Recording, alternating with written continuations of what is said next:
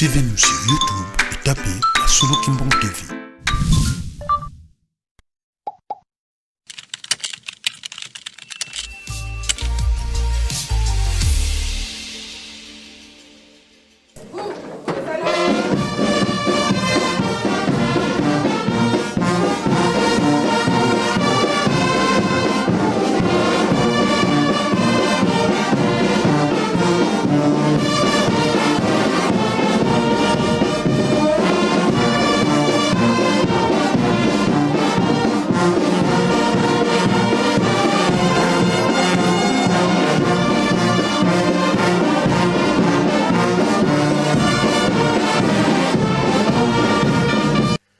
Kimbangisme oye! Kimbangisme oye! Kimbangisme oye! Oye, oye, oye, espoir du monde, Église universelle. Bajen oye! Bajen oye! Bajen oye! Oye, oye, espoir de l'Église. Kamba oye! Kamba oye! Kamba oye! Oye, oye, oye, Yerusalemi, Diampa, Dikundanga, Tata Nzambi, Fumu Yesu, Yetata Mwanda Velela. Papa Simon Kimbangu Kyangani oye! Papa Simon Kimbangu Kyangani oye! Papa Simon Kimbangu Kyangani oye! Oye, oye, oye, Papa Simon Kimbangu Kyangani Mwanda Velela. Wazola, walembizola, kaka ikaka. Yandi kaka, yandi kaka, yandi kake. Mozola kwa se ye mwana ye tata Mwanda Velela. Ono kyanzole musabala. Kya makumole ye zole. Mungonda ya nsilulu. Ngonda ya ya. Mumvu wa mafunda mole makumole etano. Nzole kanzole munakonso sabala. Tubalukanga kumongo ye kuzabwabwa na ye Nzambi yetu. Mulonguka ye bakandwenga kwa yani. Bonso butuvovilanga dio. Ketata Mwanda Velela kayiza munkangala kakako. Kansi wakulumuka yelu yalu luandi lwa Zulu. Tuena kintwadi munkokila lumbukya unu. Ye tata Mfumu Mbanza. Tata Nluengisi. Tata Nsongya Nzila. Sinzidi. Ditwa sisula mu Yerusalemi. Tuka muna 1921 kasiswa. Na telumbukya unu. Tata Mfumu Mbanza. Vwendi mu Yerusalemi. Ye simbi lisalukyandi na kekete bonso bukasisula kyo. Yandi mpe imbangi ya kimona meso. Mumawonso no mavyoka. Mungonda tano masemeto mazivwanda. Mu Yerusalemi. Mumvu wafunda dimosi nkamavwa yelunana yevwa. Tulombele kwa tata Mfumu Mbanza ututela mana beto bana baku tofana kiambote. Faki.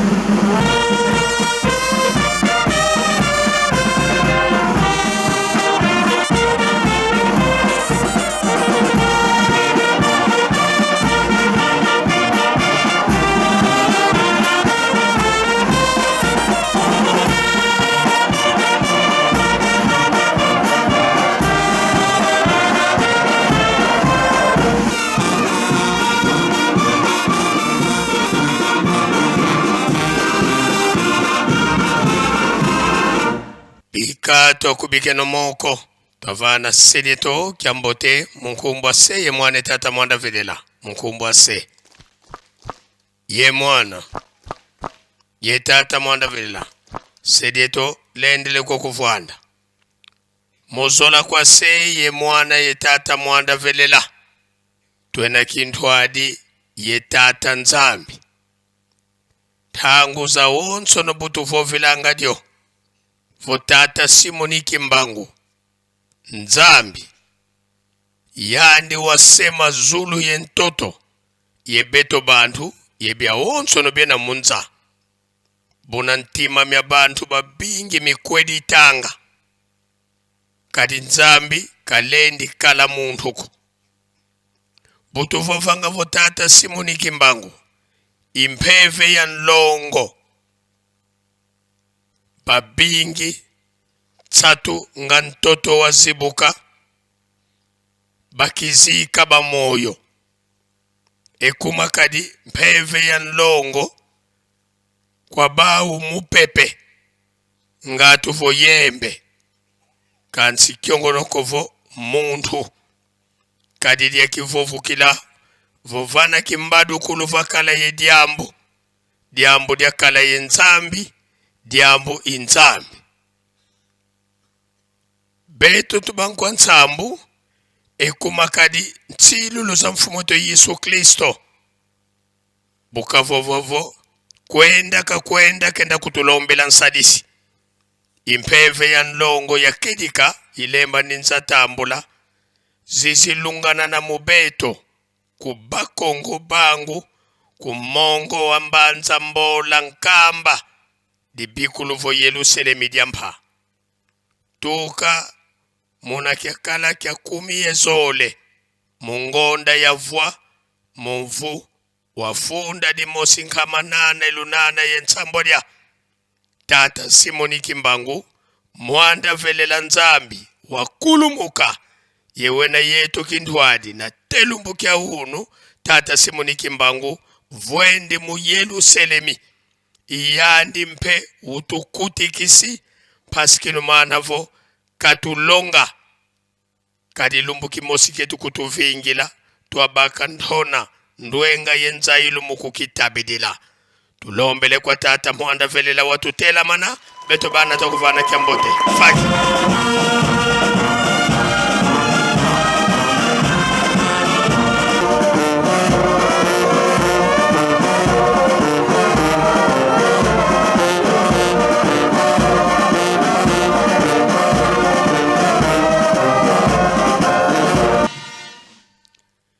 bika tokubikeno moko twavana tata nzambi kiambote munkumbwa se ye mwane tata mwanda velela munkumbwa se ye mwana ye tata mwanda velela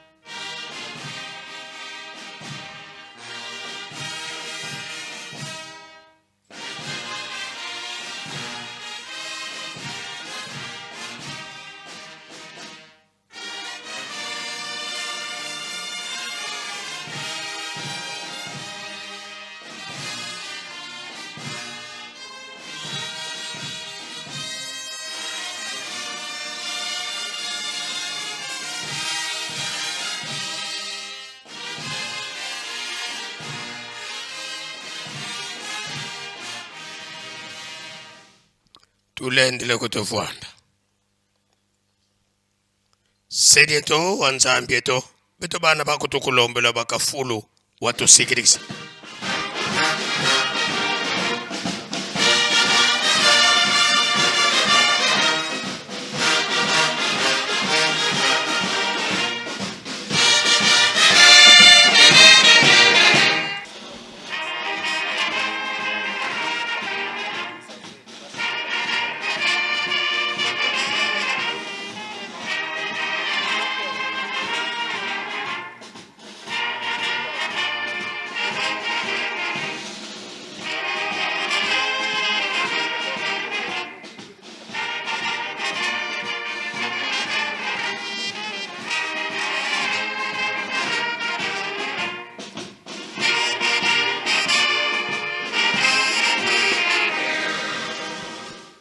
Kimbangismo oye! Kimbangismo oye! Kimbangismo oye!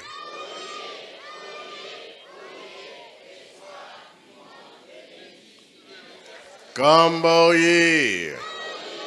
Kamba oye! Kamba oye!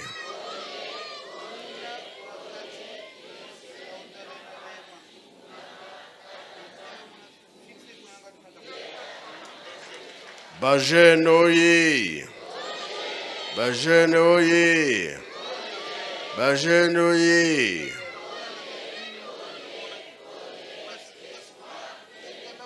Eunui! Embazi! Bilum biakului! Yangalala! Esengo viesengote! Qui se voka qui se kui? Tsai voka tsai kui. Na komba tata mwana pe tata molimo centre. Lelo ezali mardi za mokolo na biso ba jeune. Tokoyoka ka makambo ya 5 mois epa ya papa Mbenza. Lokola toyeboye biso ba jeune. Tozali bandimi. Tozali ba croyant. Est-ce que ya solo tozosala o bazotinda biso be tozosalela te? Matei zokolanana. Lelo programme nene tozalango ya butonge ya le selemi. Tozakoloba na papa to banga te. Tozali. Eza bongo be bongo te. Tozali be tozali te. Voilà. Ngai tango nazaki mwana moke. 3e primaire. Papa Mfuma Mbanza bengi ngai. Atuni nga kombo oyo napesa yo ya tata. Okokoka. Nga directement na bi oui na okoka. Kasi namoni elandani.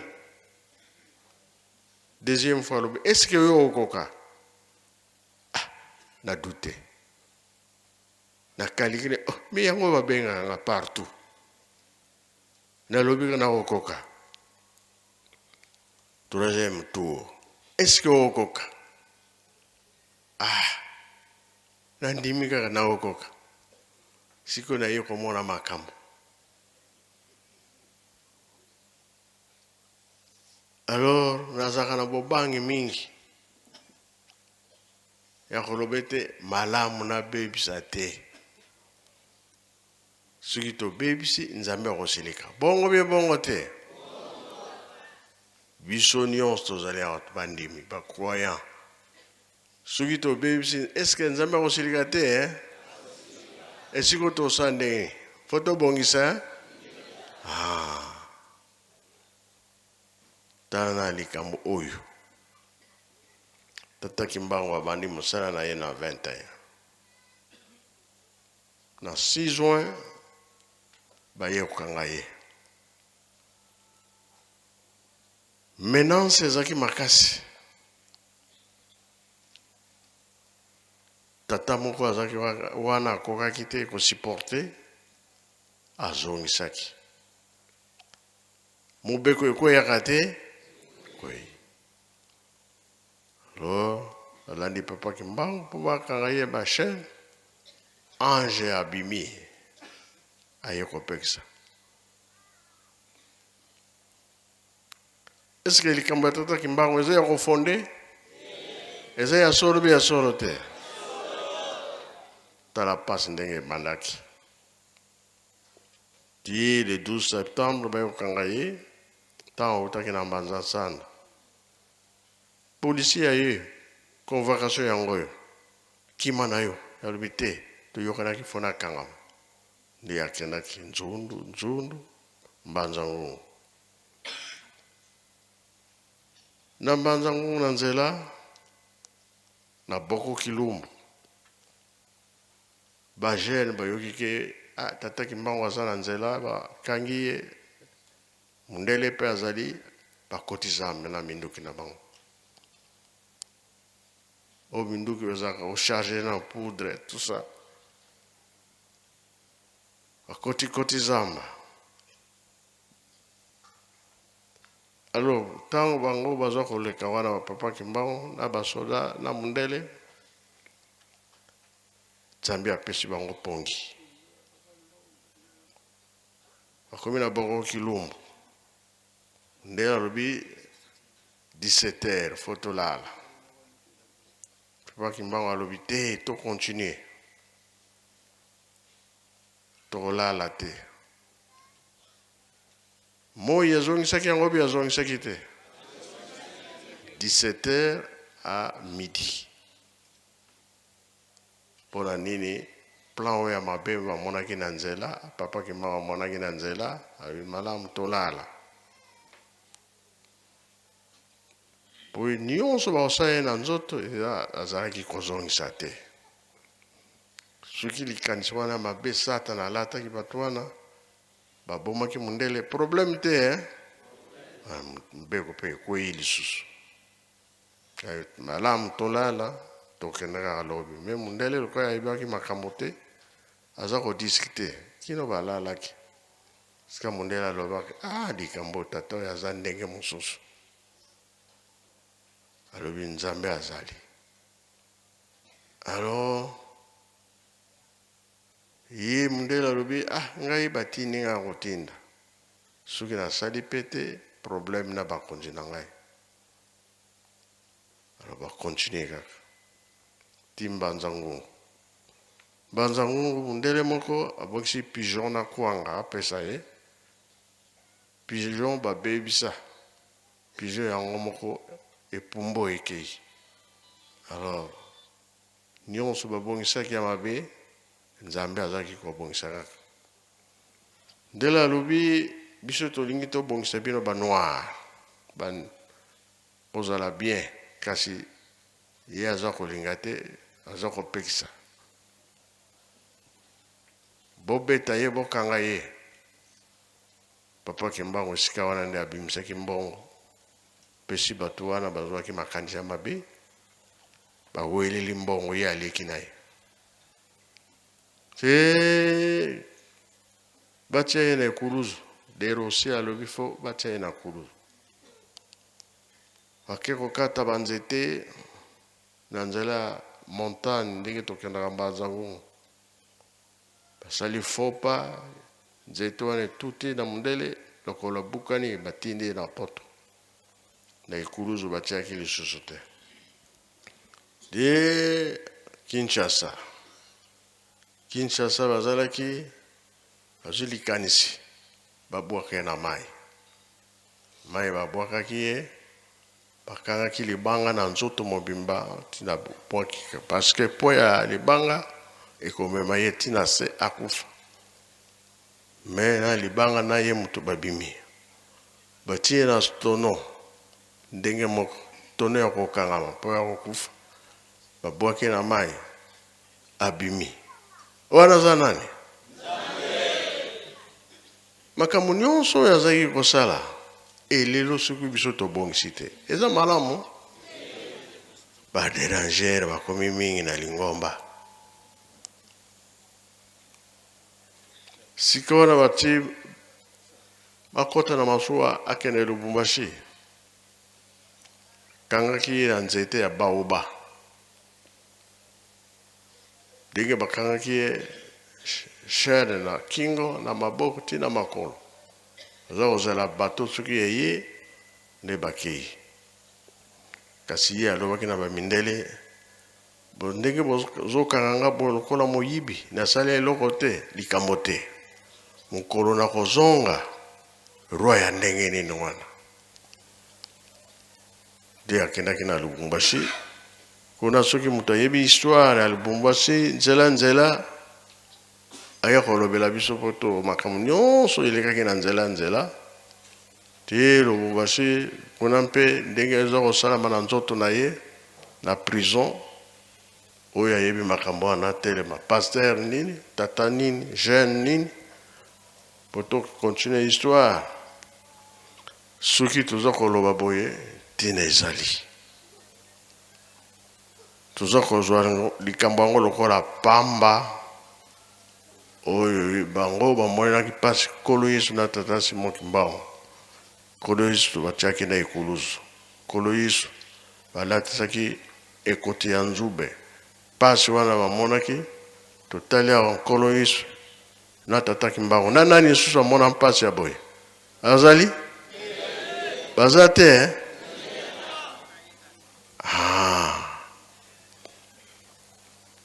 kolo yesu tondimi papa Kimbangu mpe tondimi me biso toza kati na lingomba mipepe ya ndenge na ndenge na ndenge oyo tozali kosala papa Elebe papa Katembo papa Kabemba soki boye mwa likambo papa Fumalongo aloba na bino na ndenge totangaka Bible nini na nini ezali nzela toza kolanda eza ndenge nini suka nango ekozala ndenge nini napesi yo nzela na kombo na Nzambe tata mwana tata molio mosantu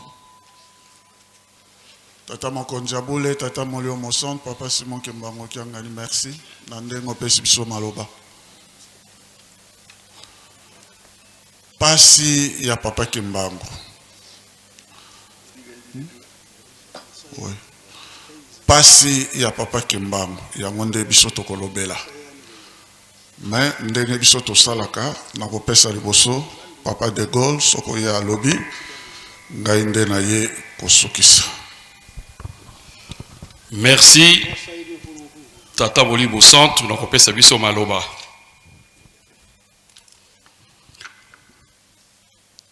Tokolobela pasi ya boumbo ya Nzambe. Lokola ngonga ezali bikite tokotanga te bandeko bakelotanga na Isaïe chapitre 53 verset 1 kendeti kuna na suka place kosuka. Pona komona pasi ya moumbu ya Nzambe. Soki totali pasi ya ye ezali kopesa biso ete tolinga ye. Soki tozali kotala pasi ya moumbu na Nzambe esengeli epesa biso courage efongola biso motema efongola biso mayele efongola biso bongo pote tolinga ye mpe tokumisa ye. Soki totali banda ebandeli ya mokili mosali ya Nzambe Abel asufraki toyebi ndenge nini akufelaki na maboko ya bato ya mabe bato ya kanda.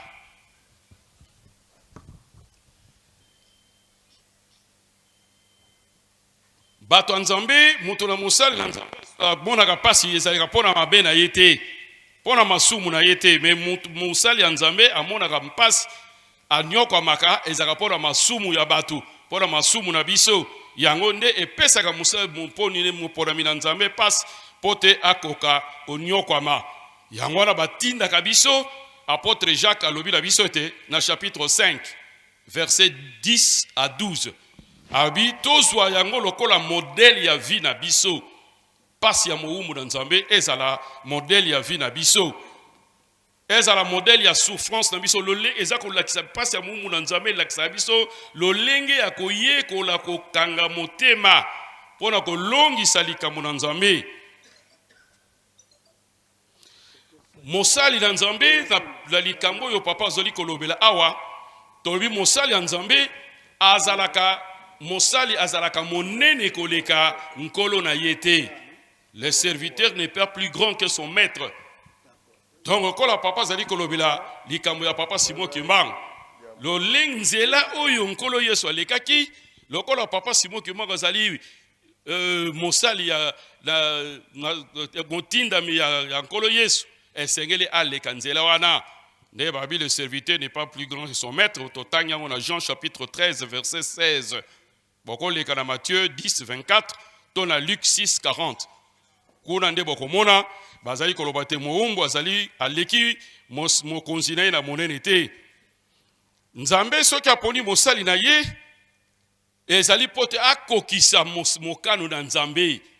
Donc nzambe aponaka mutu pona esengo te pona plaisir te, mais aponaka ye pote ye akokisa mosala ya nzambe, asala mosala ndenge nzambe azali kolingela.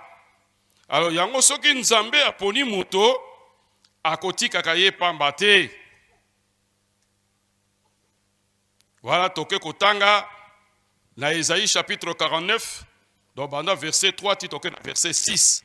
Tokomona ke nzambe soki aponi moumu na ye akomi monisa na mutu wana oyo aponi mpote ete bato bayeba te oyo solo nde moponami oyo nzambe aponi po ete asala mosala.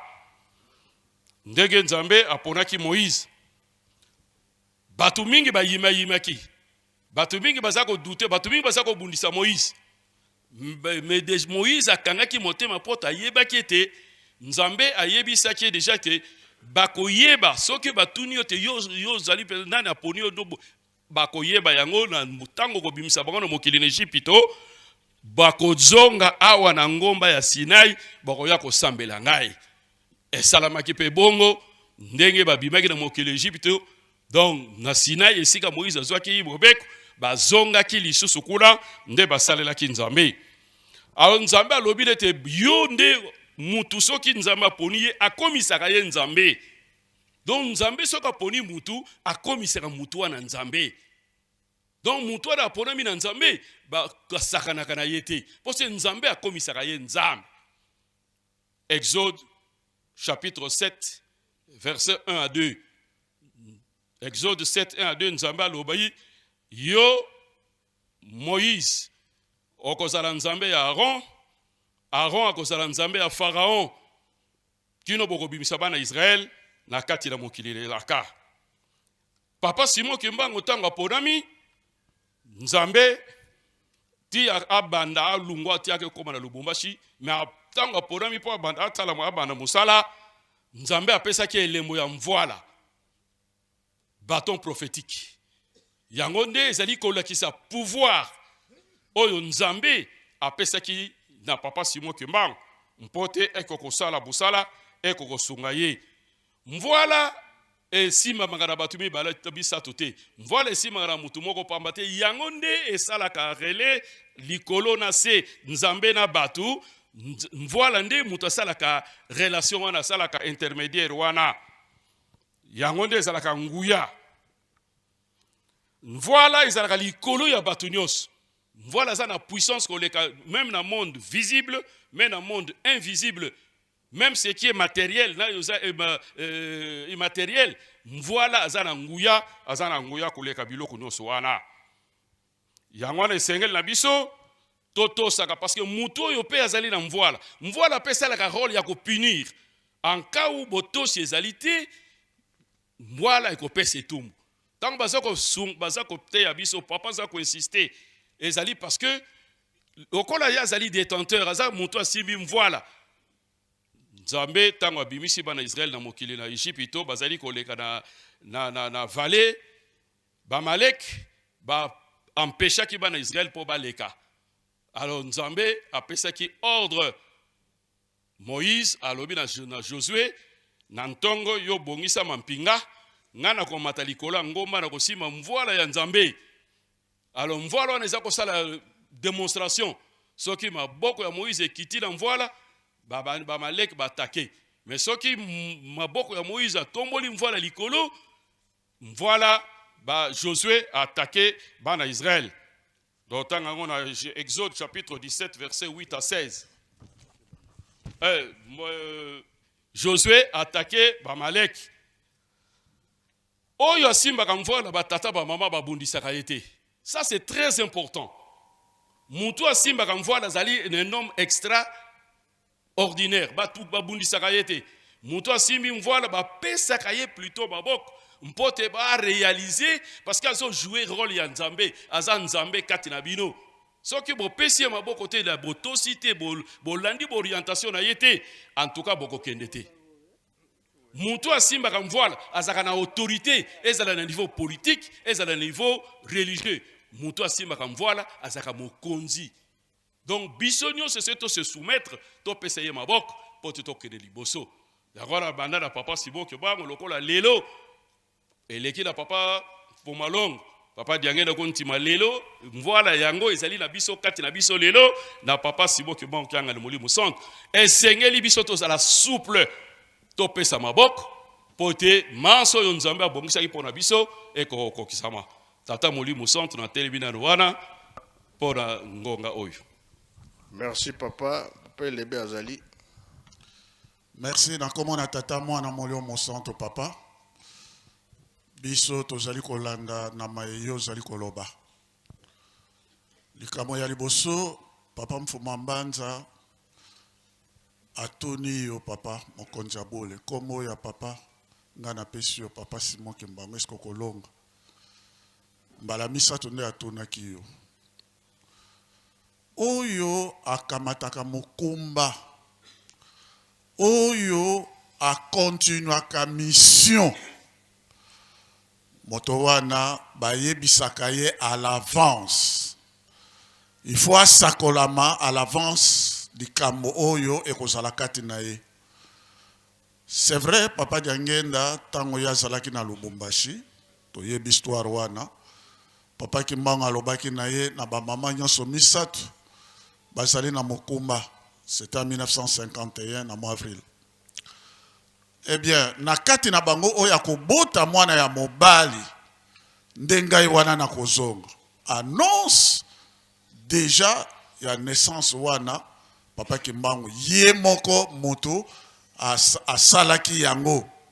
Donc déjà likamo ya succession, likamo yo ya continuation ya mission oyo azali na pouvoir yende moto a réglaka yango.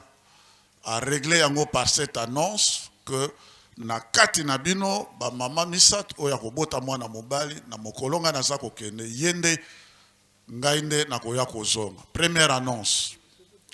Deuxième annonce pe poto kamata temps mingi te na première likamoyo premier likamoyo lobaki papa Mfuma Mbanza kuna na bayoda to bengi nkolo Yesu oyo apesa melaka mokuma ya kokonza lingomba atonaki ye pe 3 fois na Jean chapitre 21 verset 15 atonaki ye 3 fois. Simon Pierre, est-ce que yo lingaka ngai koleka ba oyo nyonso tu? Ya lobi winkolo yo yebike ngai na lingaka yo. Batela bampate na ngai pese mokumba. Atuni mala mibale, atuni pe mala ya misatu ndenge yo lobi. Yangwane lakisaki ete papa mokonja papa Mfuma Mbanza papa Dialonga na kiangani alakisaki na ndenge yo rappele biso yango pe lelo ete mokumba ya bampate ya mokili mobimba yo ndoko mema yango ndoko konza yango yangwana emonisi bolingo na yo epai na biso kikino na mokolo mwalelo okoki kozala mokonzi te soki eyebisamelaki à l'avance te. Il faut yebisamela na avance nde yondo kozala mokonzi. Yango wana mpe atonaki kuna 3 fois ndenge tolobi yango na Jean chapitre 21 verset 15 awa pe atoni yango pe 3 fois na kolakisa te na kati na ba oyo nyonso to babotami na banani nyonso tu ngai na yokaki yango na matoi na ngai moko nalinga koloba makamo ya nzela balabala te. Papa Mfuma Mbanza alobelaki likamo yango tozalaki na Kinshasa. Alobi boy na yokaki yango nga moko. Bokoki kobotama ebele na kati na batu, na kati na libota. Mais oyo azalaka na elembo, azalaka na likamo na tata Nzambe akokani na bato nyonso te. Lelo bana papa Mfuma Mbanza na yokaki. Elembo eloko nini? Elembo ezali mission. Oyo a pesa a zui elembo ezali mission ba pesi. Donc mission na yo yangwana nde bampate mokili mobimba e pesa melaki yo. Wana première chose papa Deuxième chose, parce que ma caméra surtout yo lobaka izalaka biblique. Deuxième chose, passe à papa Kimbangu. Toko ko répondre toko takaka na passe à papa Kimbangu boyete. Papa Kimbangu ayaki na kati na mokile parce qu'il y avait un problème. Et sakola maka depuis Israël na tolobaka yango Esaïe a sakola ki yango na Esaïe chapitre 18-19 et Sophonie pe a sakola ki ba sakoli ba lobaki nkolo yeso alobaki que ba mpate 100 moko 99 ba côté mais moko azangi na kotine donc ba essayer sakola maki et molimo mon centre tata molimo mon centre akoya na esika oyo problème ezali oyo esakola maka ete bato wana bakokena na bombo nzambe akotindela bango mosongi oyo akobundela bango donc papa Kimbangu aye epai na biso parce que esakola maka et biso pe tozalaki na problème na ba livre nyonso to ya histoire le peuple qui a le plus souffert dans sa chair moni passe parmi tous les peuples, c'est le peuple noir. Bisonde ba noir. Wana première chose, tous les historiens sont d'accord sur ça.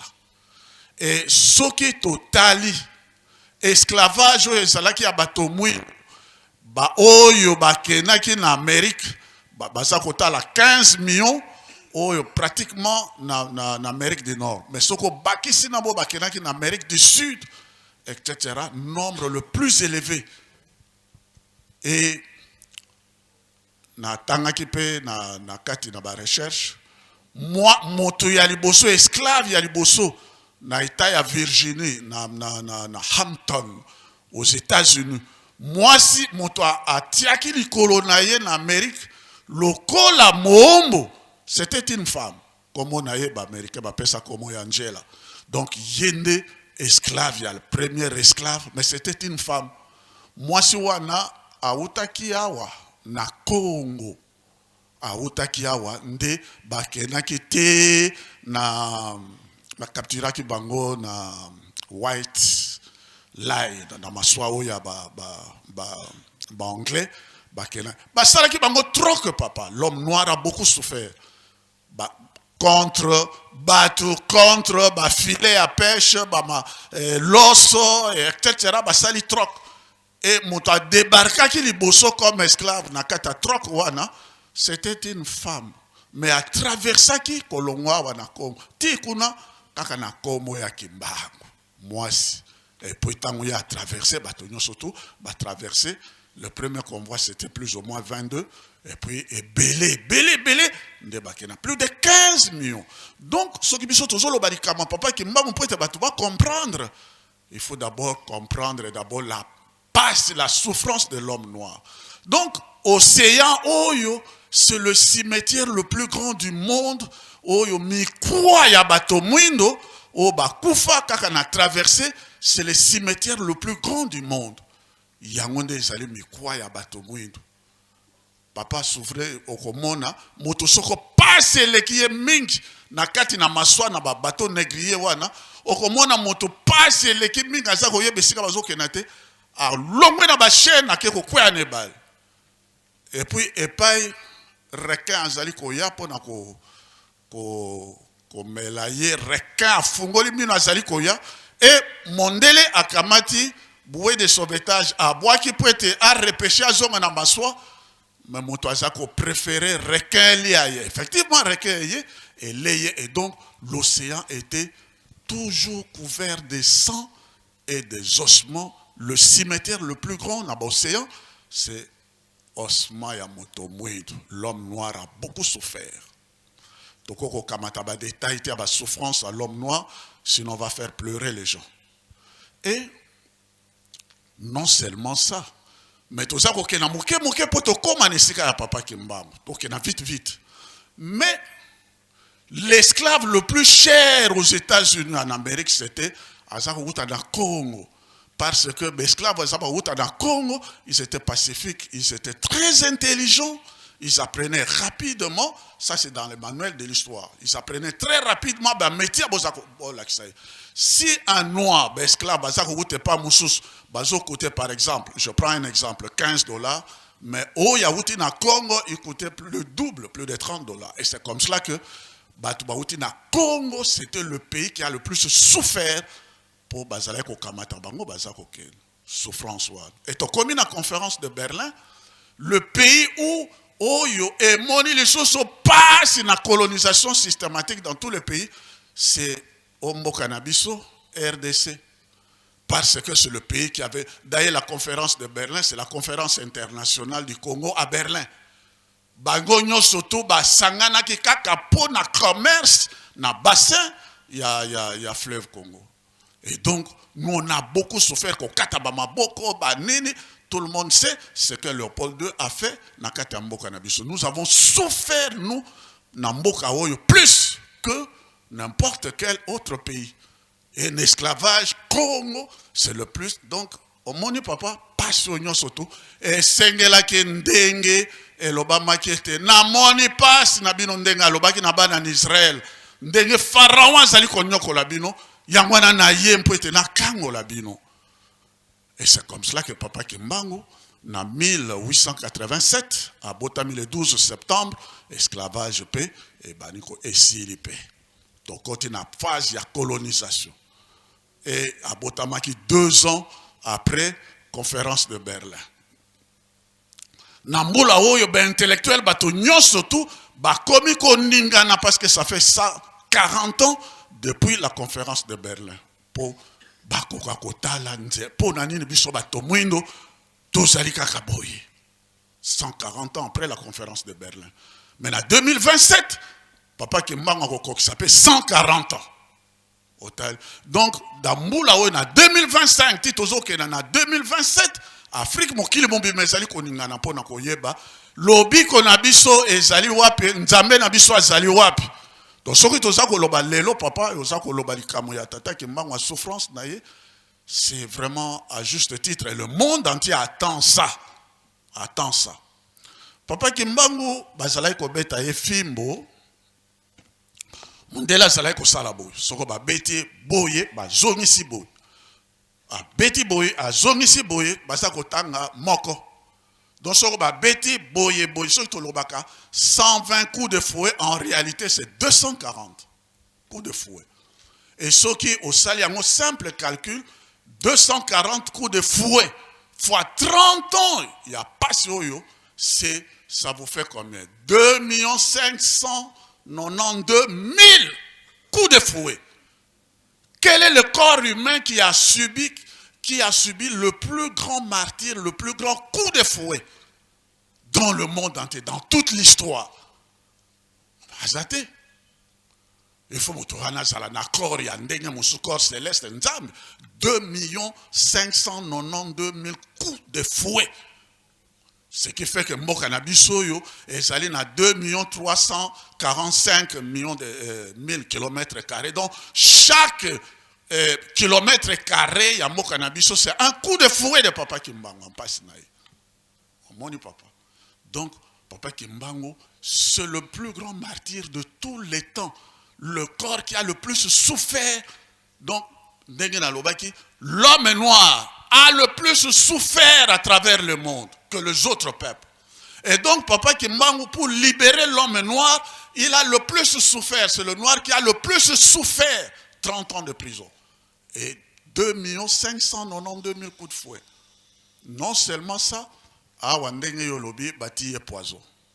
Bamemi bati penakati acide.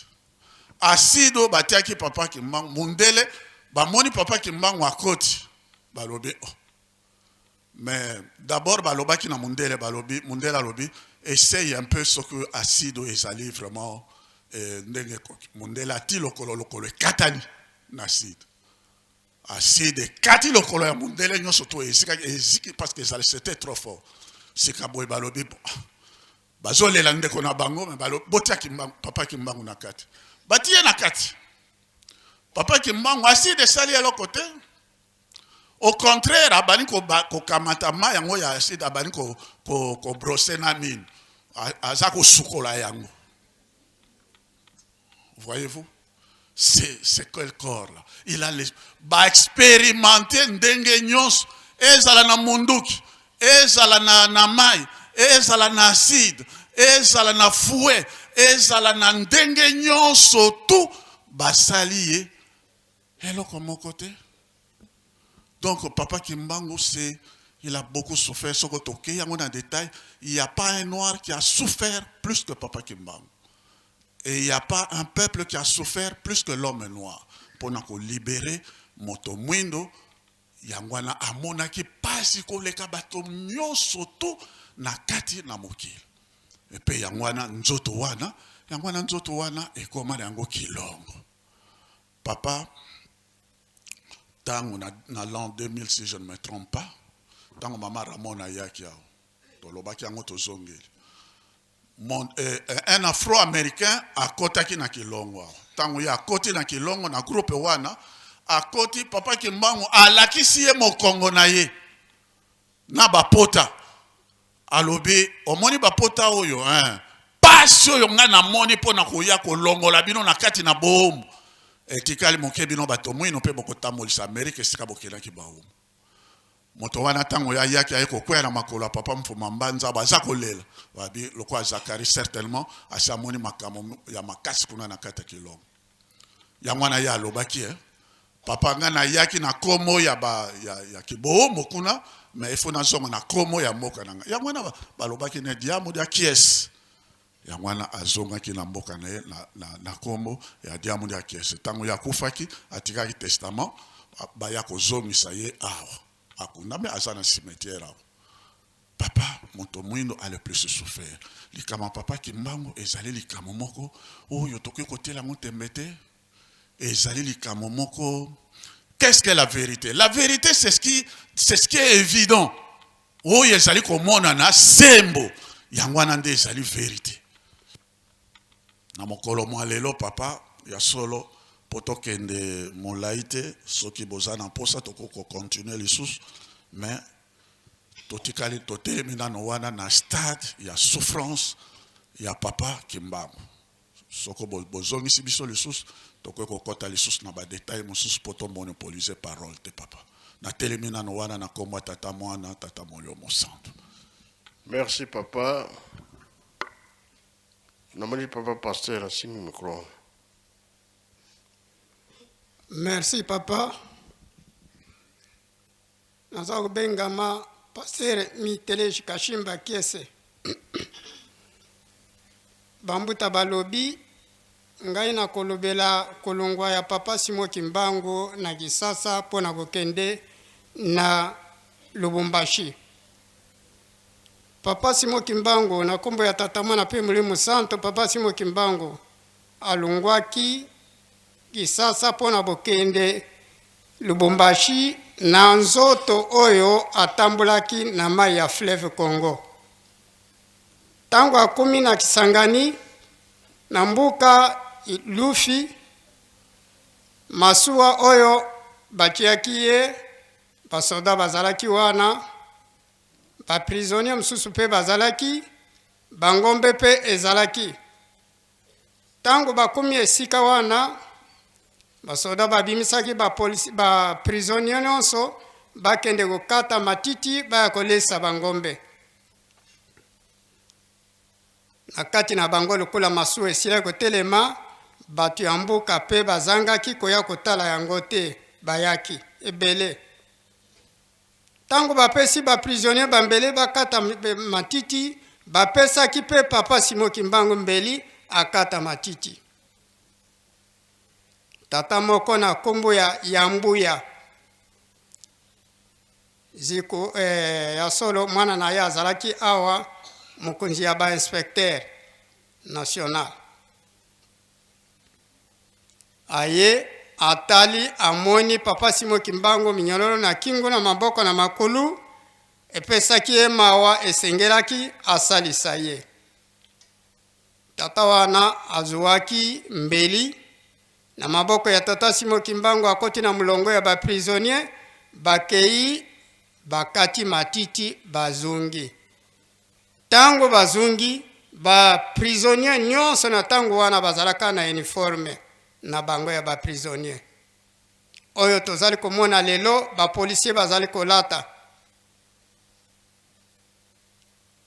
Tango bakomi basoda babengaki ye yo yaka batuni ye yo pe ozali prisonnier te kasi okei kokata matiti ndenge nini nani atindi yo o tata oyo bopesi mbeli akangami kingo maboko makulu esalinga mawa yango nakei kosalisa ye babetaki ye kobeta moko suka tata wana akweyaki makila ezobima na munoko makila na mbombo makila na matoi na miso pe basoda balobi we okokufa soki okufa ezali buzoba na yo msala nyonso bakabaka yo batindi yo te kasi osali na ndenge na yo oyo ozali kokufa mpona buzoba na yo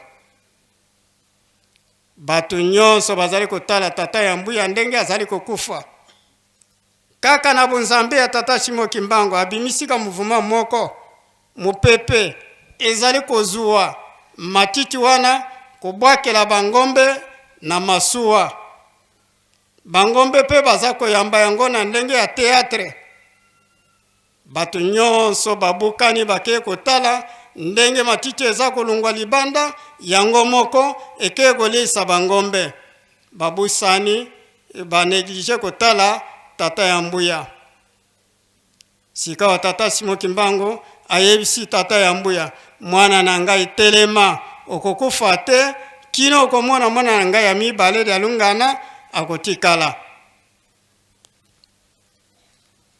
bato nyonso batlandi muvuma tango muvuma wana esili basoda batala esika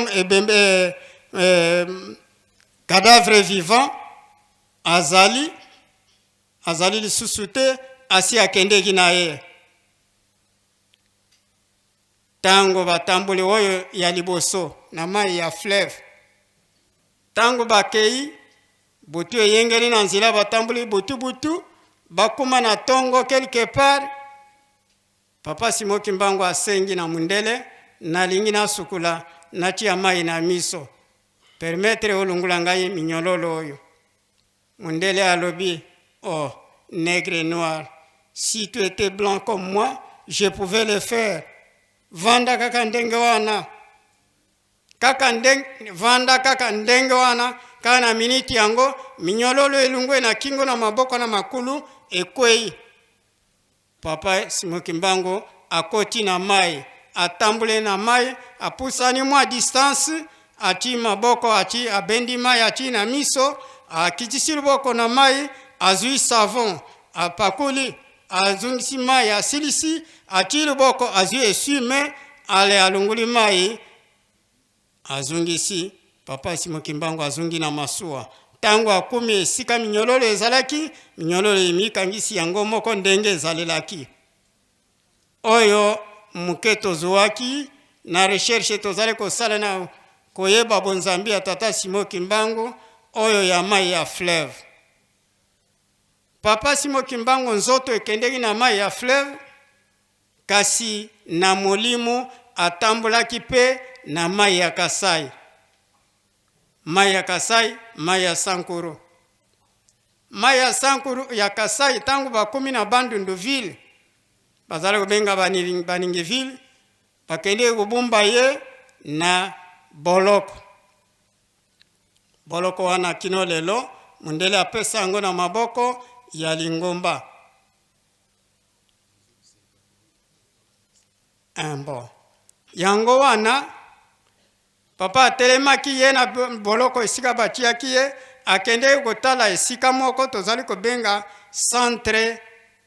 centre moko na busani nano kombo tokokoma esika wana centre ezali na 12 km Bandunduville centre Busumi papa Simon Kimbangu atambulaki wana akei kotambula pe na centre mususu ezali na kote ya nani ya Bakata Kinkiara kino bayaki kozungisa ye baye koluka ye d'abord tango baluki ye azali komona na te nzoka nde azalaki na mubembo na ye ya koluka bisika na ye wana kino ayaki kuzunga bakamati bakei na ye na mai ya Sankuru tata Simon Kimbangu na territoire Mweka na mboka Lusenze a quelques 10 km na isika mboka Lorian Koni esika bakangaki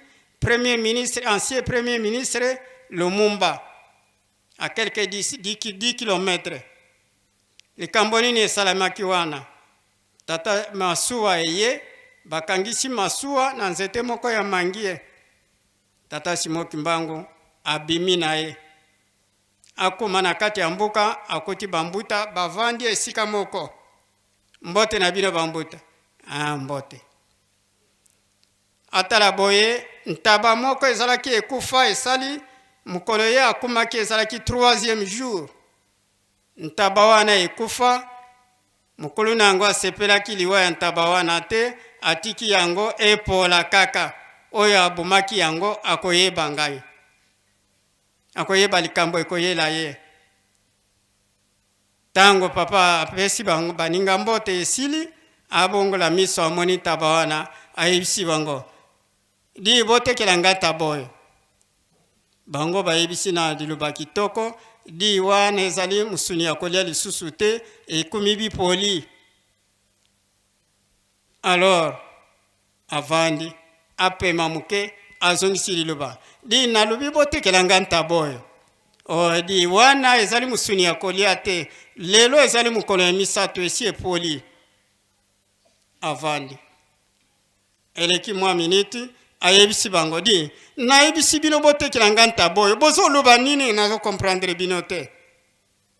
Bafingi ye yo zoba moko liboma moko soki owuti wapi oyo kotungisa biso obebisi yo likambo alelungwa. Tango babengani ye tata apusani pene na ntaba wana abeti yango coup de pied ntaba atelemi akimi. Bana Simon Kimbangu oye! Makambo ebele ezali mengunga ezali mukuse na ibisi na lobi ete tata Simon Kimbangu kokende na Lubumbashi na nzoto akendeki na fleuve Congo kasi na mulimu atambulaki mai ya Kasai atambulaki pe na mai ya Sankuru. Na Sankuru kuna eleki mwa mikolo ayaki kobima na Lusambo, territoire de Lusambo. Esika province ezalaki nano, province ya Kasai Occidental. Nano basende Kasai Oriental te. Tata Simon Kimbangu abimeli wana akutani na huissier ya parquet. Ayebisiye kende oyebisa Mundele Simon Kimbangu nazali awa. Yo mutu bazali kuluka yo tindanga ina kende kuyebisa kende oyebisa te na okende te ozolukila ngai ngambo soki na ke yo tikali okimia wa alengai na kuzala na ngambo te kende ngai mutu nati na boyi na ningina nga makelele te kende di ngai mutu nati ndio kende na insistance wisi akendeki ayebisi Mundele alobi abengi basoda alebo kende noki kokanga Kimbangu bakei tango bakumi isika tata Simon Kimbangu azalaki wisi azali komona tata Simon Kimbangu kasi basoda baza komona tata Simon Kimbangu te. Soda atuni wisi Kimbangu azali wapi yewana soda tala azali komona yete ale alobi azali wapi kasi yewana te tala na beta yo sika wisi alobi yo muto otindi ngai na boyaki yo insiste na kei sika ozali kobombama tango bakobeta ngai na kozala ndengene se bakoboma ngai awa tango asilisi mbala moko soda amoni tata Simon Kimbangu batuni yo bazali koluka yo oyi koluka nini awa ale babimisi kraka bakanga ye batala ye wana akomi na nzela ayebisi bango boya tokende ye azali liboso bango na nsima mwaye boya aproche bakanga ye ekokaki te bakei bakomi liboso ya biro soda apesi rapport mokimbangu ye oyo alebo mundele alobi botia ye na kasho bamemi tata Simon Kimbangu batie ye na kasho kuna na kasho avandi quelque 30 minutes alobi ngai ndako kasho bazalaki ezalaki na fente epasuka kasi libanda eza komonana te kasi mwa éclairage ezali komonana imangise oye tolanda likambo bonzambi ya tata Simon Kimbangu. Merci, papa pasteur. Pour Tandami et Belé, alors. Bon, ça va. Merci, tata mokonzi ya bule na ndenge opesi biso maloba na ngonga oyo. Ngai ezali pona na ye pona kopesa précision na esika papa apesaki précision te. Na tango papa Simon Kimbangu atamboli akomaki na Kisangani bakotisaki ye na train. Alors, na train wana tango akei akendai kokoma na Ubundu. Ubundu nde na kala bazaraki kobenga Poncherville. Ale, na Poncherville bakotisi ye siko na Masua. Nde papa bakendeki na yeti bakendai kokoma na Kindu. Na Kindu na kala bazaraki kobenga Port Rampin. Nde port na Kindu Port Rampin. Alors tango bakomi wana papa Simon Kimbangu nde asengaki asokola. Molunge elekaki makasi. Tango asengi asokola mindele baboyaki. Ya lobi ngai na yoki molunge siko bino boboyi. Ale mbala moko bashene ekwei atamboli likolo ya mai. Tango akomi na katikati ya ebale nde atiaki maboko na kati na mai abimisi esui na kati na mai atie maboko lisusu abimisi savon luxe na kala. Ale asokoli asilisi apangusi na esui na ye. Ale azongisi biloko na ye nyonso oyo azalaki na yango azongisi yango na mai nde atamboli lisusu aye kokoma na esika oyo azalaki. Nde bakontinaki mobembo. Yango nde na ye kopesa précision. Est-ce que na Kindu te? Na Kindu papa. Na Kindu hein? Na Kindu. Nde bazali kobenga ngo Port Rampin. Oui, na Maniema. Ingeta papa. Nga na koma kisika wana. Merci papa.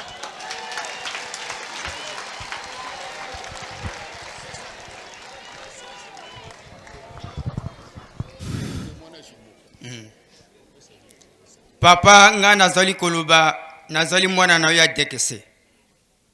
Na nkombo ya tata mwana pe tata molimo mosantu. Na nzela oyo ezali kolongwa na Sankuru ezokende na Kisangani. Na mboka moko bazali kobenga yango Dako Basi. Ntango bazwaki balelege ya Kasai nyonso bamemaki yango na territoire ya Dekese na zamba moko ya 50 km mai ezalaka te mboka pe kuna ezalaka te.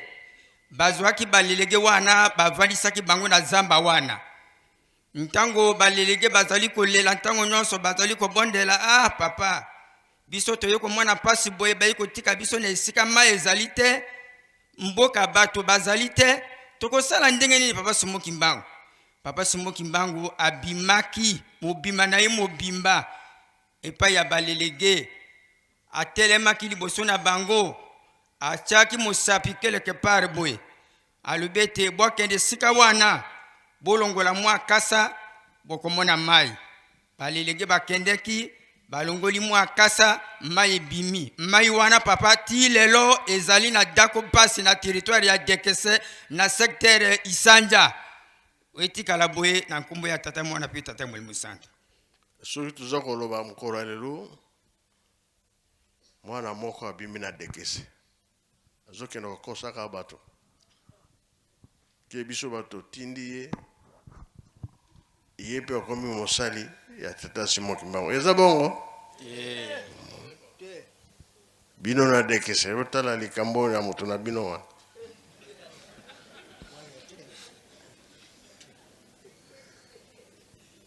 Allez, nali susu.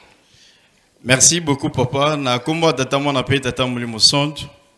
Nzambe na biso ndenge botunaki ete ba pasteur pe ba jeune moto ya yebi likambo ya pasi ya papa Simon Kimbangu pe ba bazalaki na Lubumbashi. Lokola tosali 16 ans kuna nde tolingi toloba na mwa mokuse makambo ya makasi ya konyoka ya papa Simon Kimbangu oyo elakisi bonzambe na ye oyo ba belge ba experimentaki na nzoto na ye.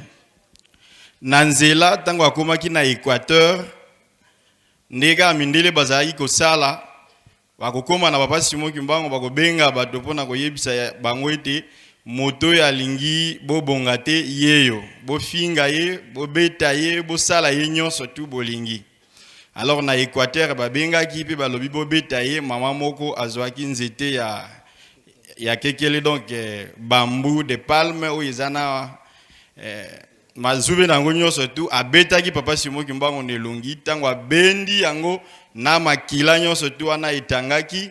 Papa Simon Kimbangu atali ye alobi yo okokufa te kino okomona mwana na ngai.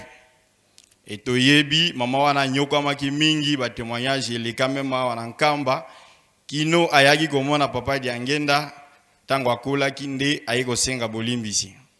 Na nzela kaka tango bakomi na Bukama pondeke tolobi babwaki na mai esimbi te babwaki bazali ko expérimenter toutes sortes ya mort si papa Simon Kimbangu.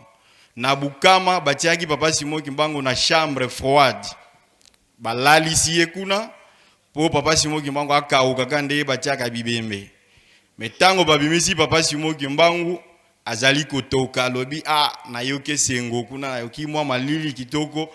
Alors ezalaki likambo ya ndenge mususu. Tango baza komema papa Simon Kimbangu bakomi na ye na Lubumbashi bakiti na train na place ya poste babengaki bakatange bele bazalaki wana na bato nyonso tu bazalaki na Lubumbashi po bafinga papa Simon Kimbangu bayina ye batiola ye ke tala moto tomemeli bino akosala buloko na yawa me ye moto alingi te bobonga po biso tolingi kobongisa bino me ye alingi kobonga na bino te. Alors tango bato bayaki batali moto nde bakangaki ye nyonso. Alors papa Simon Kimbangu atali bango abandi koloba ete ngai nazali moto ya mabete nazali moto ya mobulu te tala tango abandi kopesa explication mundele aye alobi koloba te soko lobi na kobeta yo. Alors mundele wana kombo na ye Mr. Stepes abetaki papa Simon Kimbangu a gifle ye apeti mbata. Papa Simon Kimbangu ayebisi ye kozongela ngo lisusu te. Alors mundele talakaka mundele nègre alors abeti sous papa Simon Kimbangu pour la deuxième fois. Alors mundele wana sa métamorphosaki mais c'est un pes akabana ki biteni mibale parti au noir parti au mundele. Alors mundele wana ba évacuer ba memaye na poto. Ba memaye papa Simon Kimbangu bakotisa ye na parquet ya Lubumbashi asalaki kuna butumoko wakomaki le 19 nde alali kuna le 20 nde sengaka kota na Kasombo po babongisa sika wana. Na Kasombo ezali na 3 parties. Partie ya liboso ezali partie ya ba bureau administratif, partie ya mibale nde partie ya ba évoluer, nde partie ya misato ya sekuna nde partie ya pasi makasi ba prisonnier jugé dangereux. Alors papa Simon Kimbangu tanga akomaki akoti le 20 batiaki ye liboso na cellule ya 7 jours. Kuna azalaki 7 jours po batia ba beto armé esika batiaki ye. Esika azalaki kuna batiaki ye na mwamba kafutwe oyo azalaki muluba moko trop brigand oyo kanaki ete aboma papa Simon Kimbangu. Donc batie ensemble na ye mais sous la stupéfaction ya mindele baye kokuta papa Simon Kimbangu abikisi moto wana alongoli liboma na ye pe babandi kosolola. Et ayebisaki ete yo kokufa te okobima. Mais tango okobima place okokende okopanza sango na ngai. tant tozalaki na Lubumbashi toyambaki famille na ye bayaki kopesa ba témoignage tango mambaka futa bimaki ake na Zambie make kokota na makambo na ye abosani ndenge papa Simon Kimbangu ayebisaki akufaki tango akufi papa Simon Kimbangu asekwisa ye ayebisi ye yo nayebisaki yo kesengeli oloba likambo na ngai lokola olobi yango te asekwisaki ye kino ayaki koloba likambo papa Simon Kimbangu na Zambie nde sima ayaki kokufa après na bafoué oyo azali kozwa na Kasombo papa ndenge papa Révérend Elebe alobi au-delà ya 240 wana ezalaki soki moto nyonso tu asalaki erreur na tongo ndeka basalaka babengi yo salaki boy okozwa 10 fouet matrake wana soki babeti moto ezomema na miso soki babeti moko mibale abandi kolela pasi monga alobi botika bobetanga oyo yaye mpona kolobe te ye ayaki mpona konyokama mpona biso donc akozwa ya moto wana bakobenga mosusu 30 fouet babeti soki 10 ezokoka te bobeta ngai mais avant ya kobeta ye esika wana ya fouet ezali na robinet isengiaki d'abord basopeli ye mai na mokongo sima nde babandi kobeta 240 fouet wana soki basilisi liboso ezalaki pui wana baza kotia mai ya mungwa sima kobeta ye bapota wana batie na mai ya mungwa bamoni basi mo kimanga azalaka na esengo nde bayaki kolongola bandi kotia acide sulfurique alors bakoti papa Simon Kimbangu kuna ndeka papa Révérend Elebe alobi mundele moko alobi a peut-être acide oyo eza iso makasi te tango atiaki lokolo ale baimpite lokolo bamemaki na poto kaka na Kasombo wana eza na place moko ezalaki courant ya makasi bakotia courant babandi koélectrocute papa Simon Kimbangu kotia ye courant na nzoto po kakufa mezo simba te kaka na Kasombo wana ezali na place ya fusillade bazali koboma ba prisonnier militaire papa Simon Kimbangu pe bakozwa ye batie nesika wana bapesi munde soda munduki pa abeta papa Simon Kimbangu soki alinga beta munduki akomona ke ye moko nda akomi na place wana kibangismo ye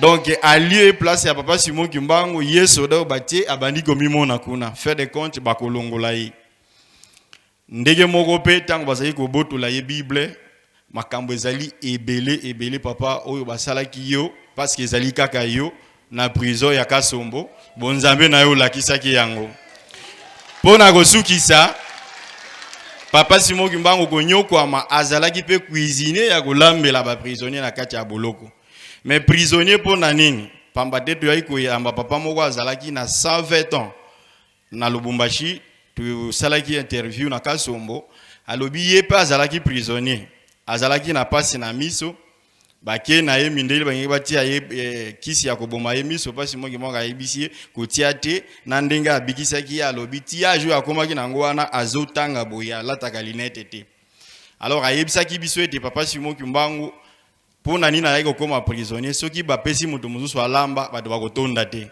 mais soki papa Simon Kimbangu alambi ata muke bato bakotonda pe bakotika biloko azali kosala pe bilanga na baninga nde esika na kosukela abanaki kosala bilanga na baninga bakomema bango mpona kokata bilanga pe kokata bakoni nde mokolo moko tango bake kuna kote ya Wema tango tokomi vers centenaire tosalaki conférence tosalaki ba recherche eti kuna bato baninga na ye bayebisi papa Simon Kimbangu doza koyoka posa ya mai nda alobi nda tiaki musapi na mabele esika wana mai bimaki bango bamelaki ba katolike ba récupérer esika wana na Wema ndi basala mai oyo bakoma kosalela balingaka te topusa na kuna mais tomonaka kaka na musika après kosekwa na yo tango monanaki na avenue babengi Kimbangu apesa kombo ya Kimbangu ozalaki na Bible na maboko mundeli wana bazaki soda soki abotoli Bible wana atala na loboko na ye ekomi misapi zomi na loboko moko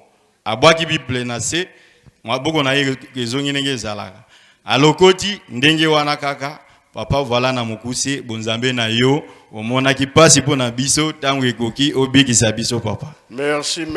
Allez papa Saïdi. Merci beaucoup. Na kombo ya tata mwana tata Molimo Santo sa divinité papa Simon Kimbangu kiangani envoyé spécial ya nkolo na biso Yesu Kristo ndengo zaliwana na pesi yo merci pe na fukami na makolo na yo ndengo pesi ngai maloba bambuta balobi mingi ba reverend pasteur pe balobi mingi na koloba kama makambo mibale pona pasi ya papa Simon Kimbangu amoni pona biso batu mwendo ya solo pasi le 6 juin date yo bapesa biso ba musicien le 6 juin tango ekokaki te Morel ayaki na 12 soldats bakanga papa Simon Kimbangu tango ekokaki te bapapa bayebisaka biso ndenge makambo elekaki wana eleki le 12 septembre 1921 tango bakangi ye monsieur Morel avec 42 soldats bakangi tata Simon Kimbangu sheni na kingo na maboko na makolo baza koyana ye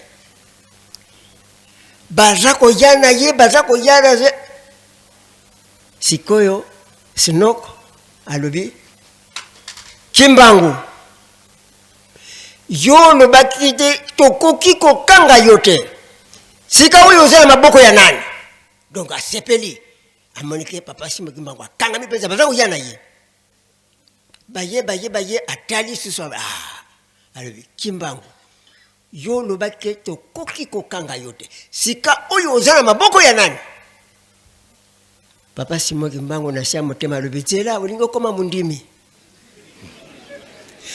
baye bakomi na boko mpemba ndenge taza Molimo Santo ayebisa kabiso na 17h tokolala wa tokoleka te tokotambola budu te manzangungu eza musika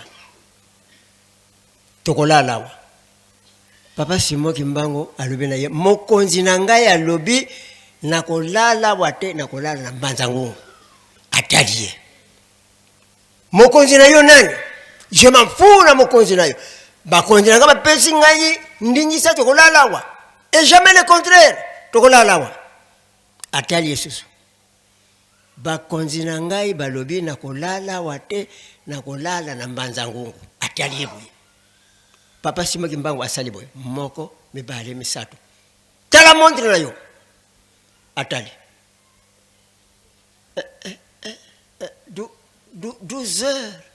12 heures atali moi oh le soleil brille encore Kimbangu qu'est-ce que tu veux nous montrer là Kimbangu Kimbangu yoku tunde bakoki kokanga yote kasi tala kana nu leta ye leta batindi akanga ye siko za kukondane nanu leta yoku tunde bakoki kokanga yote kasi tala kana nu leta bagende be kufunda ye babengana kiye makambo lekeki wana tiba komi mbanza ngungu taza Molimo Santo ayebisa kabiswango na kisasa bayebisa kabiswango na Lubumbashi ndenge papa lobi wana na prison boso ndenge bakotsa kiye mwamba wana tuyebi mais tangu basali remise ya prison kotala esika papa Simon Kimbangu asala ki prison na ye to kamati super DC8 to komi na Lubumbashi ba papa bango misato ba mama pe tukana bango na mamikala to komi gouverneur Mandungu Bulaniati ayambaki biso ayambaki papa dengenda kitoko ayambe biso dongo tani tokei na prison tangu tokei na prison pasi ya tata Simon Kimbangu ba mama sango ya koyoka tokomi na prison toza kobeta muziki ba choriste bazokota na prison na bazotala tango baza kubima baza kolongola mbaya miso baza kolela ya solo ngana monaki yango mabe esiko il faut limemia okoti na limema nyoso kobimisa memi supona nini na monaki yango mabe tuza kobeta ba musicien babandi kokota tango bazokota mbaya misusu na bango lisusu pe olie babi makaka na limema nyonso parce que bimsama ya miso tangu ngai na koti batata na mama pasi ye azalaki monene batie béton armé boye 80 cm, pas même 1 mètre. Ce quoi télémi contre mur. Pour 1 mètre, c'est 80 cm, batata la maman. Béton armé, batie moi. Et si comme et comme pepe moi muke. Na sima wana soko ezwi moyi. Ya solo soko sali mbula mi bali misatu wano kufite na yebite. Mbula tuku misatu. Pona kubikisa mutu mwindo. Ya solo na leli koleka bango. So ifunde la kaka. Na leli penza koleka bango. Pasi ya papa Simo Kimbangu. Asali kimbula tuku misatu esili. Exhumation. Poto memanie to kutika yi awana kamba. Papa Kazadi azalaki nanu musicien te. Azalaki secrétaire provincial. Azalaki wana. Tango balinga ko timu na mupepe makasi yake. Ndiye bapapa bayebisa kabiso. Ouragan. Menasima batimoli bamoni cercueil. Cercueil ezali ko s'enfoncer. Batimoli balimbo zwa yango cercueil edindi lisusu. Papa tozo timbo na me tangu ngo kukamata cercueil edindi lisusu moi tozo yango ezali te to bondela lia abondeli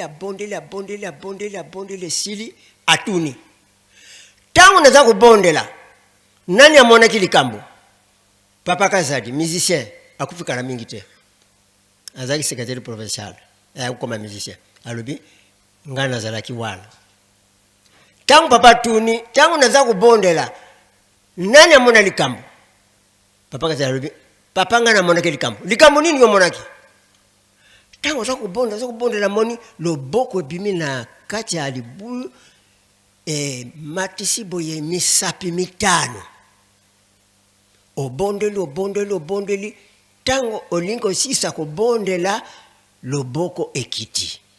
Alors bien, bon, allez, botimola. Batimoli, bavi cercueil, batie wana. Ba prisonnier, bazawo kunda bango na drapeau ba belge. Ba fungoli. Batali, mutwalali, lisu. Ekangama, lisu eza kutala. Intact, mutwa mubimba. Papa dengienda ye. Aye, atali, drapeau ba prisonnier, tout ça, asidiki, allez, fermez! Bakangi, asidiki. Allez, bakamati, batie, na cercueil, oh, papa Luvanga salaki, bayeti, na Port Franki, il est beau, bakamati kinde masuwa. Pokuna, tiko na bazalaki na train. Tango bakamati masuwa bakomi awa. Na maluku na doso limati malebe no toko koma tango yote batunan bayete sisi koyo tango tongo tani masuwe ye na tongo to salaki wana o babwenga le perdre l'indépendance Kasavubu Lumumba Bolikango Mobutu Bomboko Kamitatu Kizenga bango nyoso bazalaki wana totala kibango tomona kibango masuwe ye parce que bazalaki na makanisi mbale nzoto wana papa dengi ndakende na Belgique ba mususu ayaka kawa papa dengi nalinga kite tangu ekomi na libongo ifuba bwaka yango na mai bapesi consigne na komanda biso kubeta muziki tuzobeta muziki masuwe yetu moni yango ekangami kuna na kacha mai mais pole ni eko ya kupusa wate ekangami kaka gria onatra ekamati lino ekebo bakangi serkei ekelikolo tuzomonango biso betaka miziki bon donc soko komi likolo bakobenda yango boye etelemi banati yango na bani kolobela serkei etelemi kaka mais pona nini eza koyawa te papa da ngina alobela komanda zongisa serkei wana na bato zongisa yango komema yango ndenge wana te tembe na yina komanda nzambe azali nzambe tomoni serkei eza kozonga ti na bato or ke ezalaki po eyawa na katikati asali force manœuvre abwaki yango na mai nzambe azali nzambe bato edemare suti eye ko accoste na baka finkambi oyo papa da ngenda abongisaki batata tieni wako batata wankana bangono batata kwa madio bataki 12 balati tout blanc bake na bak na masuwa bakamati nzoto bati yango wana na mbeto papa da ngenda asalaki discours esalami papa da kisoloke la paix discours to yembi nzembo Kasavubu il faut appeler sa discours parce que tango wana baza ko bunda basenga indépendance président Kasavubu président ya Abako akomena no président république te mupe labe alobaki nini discours yo boyo ko ngona discours ba Kasavubu te parce que ezalaki nanu officiel te mais oyo biso tozalaki wana ndenge alobaki Abako Alliance de Bas Congo et Bandaki Nambutankaza. Alors, si vous Kasavubu a fait ce discours, makambo mine alobaki na discours wana. Alors, alobi boli kambali boso. Prophète Simon Kimbangu. To pesio merci na ndenge wuti na Lubumbashi na Elizabethville okome na Leopoldville awa to yambiyo esika yosalaki mvula tukumisatu na boloko okofeli kuna siko okome na Leopoldville to pesio merci mingi a remercier. 2. Prophète Simon Kimbangu. Indépendance oyo biso tozali ko bunda kosenga. Yo muto senga kiyango. Ça c'est Kasavubu qui dit ça. Tuzo la kangalo. Oh, mon père ndenge nini? Asa inspiré ndenge nini? 3e. Prophète Simon Kimbangu. Pouvoir oyo tozali kosenga la indépendance oyo ewuti epa na yo muto pesi biso yango. 4. Prophète Simon Kimbangu. Lokola outi na Elizabethville, okome na Leopoldville, ojoke na pays natal, yo na liboso biso sima na yo.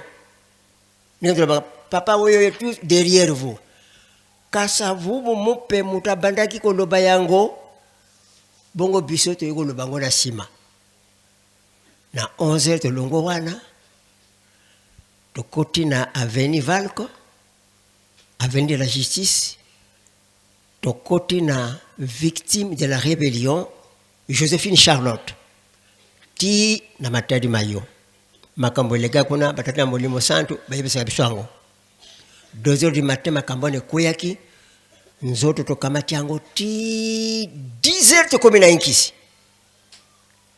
Ba catholique, ba protestant, ba ekoti a fleur. Nanzoto papa simako. Et c'est moi qui wana 12h pile to komi na Mbanzangungu ba catholique ba protestant ba ko tia fleur soki film yango yo vraiment bobi azala kite tango wana